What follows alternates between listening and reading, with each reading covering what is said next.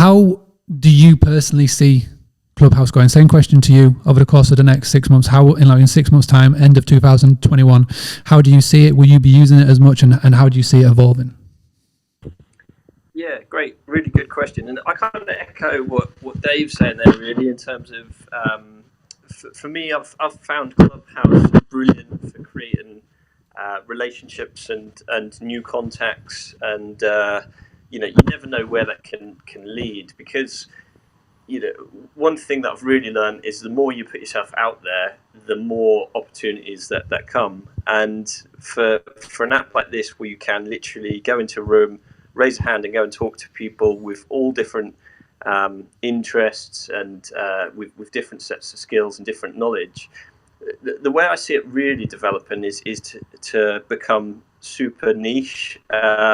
So, for instance, I know we had Luca on earlier on, and for me, I've been reading books recently about NFTs and just doing a bit of research in that. And I think what you can do in Clubhouse, where you can't do it in many places. Yes, on Facebook you can join Facebook groups, but there tends to be a lot of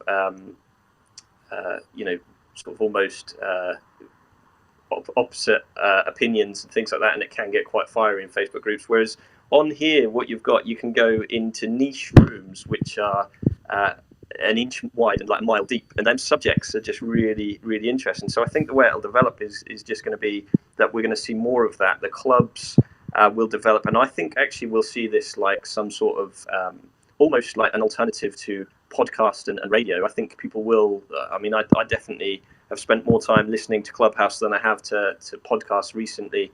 I think you can get a lot deeper information, and the conversations naturally flow when you've got people in a room.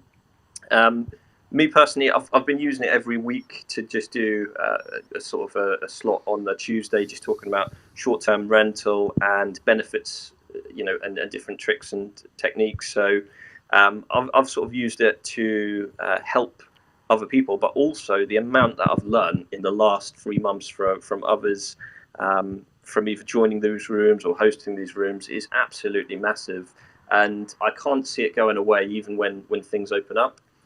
I saw the stats. I think that was like 9.6 million downloads in January, and by March, that's virtually nothing. But me and Dave talked about this a couple of weeks ago, and we said it must have got to a stage now where pretty much everybody who is interested in the app, who has an Apple product, has already downloaded it. So I think we're going to see a wave of interest as soon as Android opens up, and I think along with that, there must be so many awesome experts and interesting people out there who aren't currently on the platform.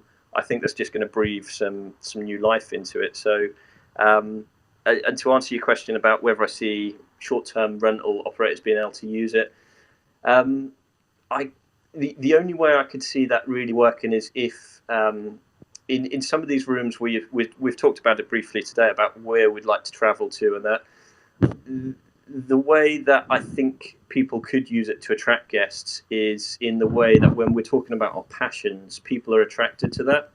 And if I can't remember who it is, she's got a place in Canada who you introduced me to, and I remember thinking, wow, I definitely want to go there. There's some awesome people on here who talk about, even we're just talking about the Swiss Alps, and instantly that makes me go, yeah, I'd love to go and do that.